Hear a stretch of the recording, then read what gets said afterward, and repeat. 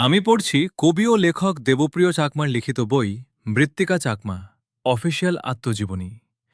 ভূমিকা পৃষ্ঠা ৯-১০। এই প্রেক্ষাপটে মৃত্তিকা চাকমার আবির্ভাব গুরুত্বপূর্ণ। তিনি চাকমা ও বাংলা ভাষায় লিখে আদিবাসী কবিতাকে আরও বৃহৎ পাঠক গোষ্ঠীর সামনে তুলে ধরেছেন। তার কবিতায় রয়েছে প্রকৃতির সঙ্গে মিশে থাকা আদিবাসী জীবনের আনন্দ বেদনা, শোষণের ইতিহাস এবং স্বপ্নময় ভবিষ্যতের দিগন্ত। মৃত্তিকা চাকমার কাব্যজগতের কিছুটা পরিচয় একজন সমতরের পাঠক দৃষ্টিতে। প্রকৃতি ও পরিবেশ চেতনা। প্রকৃতি মৃত্তিকা চাকমার কবিতার প্রাণ। পাহাড়ি জনপদের মানুষ প্রকৃতির সঙ্গে নিবিড়ভাবে যুক্ত। তাদের জীবিকা, সংস্কৃতি, উৎসব সবকিছুতেই প্রকৃতির প্রভাব স্পষ্ট।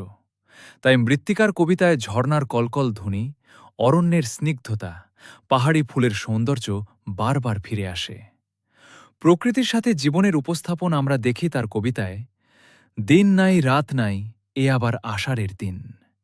ঝড়ে ভিজে রোদে পুড়ে মশা কীট পতঙ্গের তোয়াক্কা নেই। তারা জুম কর্ষণে যায়, জুমুর পিঠে করে। সামনে যা পায় ক্ষুধা তৃষ্ণা মিটায় সীমাহীন চলার পথে। নর্দমা চোরাবালি, ঝিলঝিরি পথ, জীর্ণ ছিন্ন দেহে তারা বাঁধ ভেঙে নেবে। রাধামন ধনপদী কুঞ্জধন কুঞ্জবী, মেহমান আসছে তারা, এসো রাঁধতে হবে ভাত, বাঁধ ভাঙতে হবে।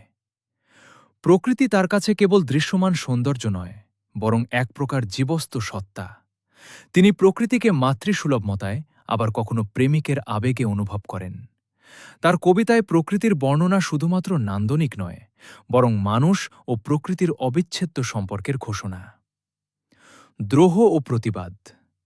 মৃত্তিকা চাকমার কাব্যভাষা শুধু নীরব প্রকৃতিচিত্রে সীমাবদ্ধ নয়, সেখানে আছে তীব্র প্রতিবাদের সুর। আদিবাসী সমাজ দীর্ঘদিন ধরে রাষ্ট্র ও মূলধারার অবহেলা, জমিজমার সংকট, সাংস্কৃতিক দমন ও রাজনৈতিক অস্থিরতার শিকার।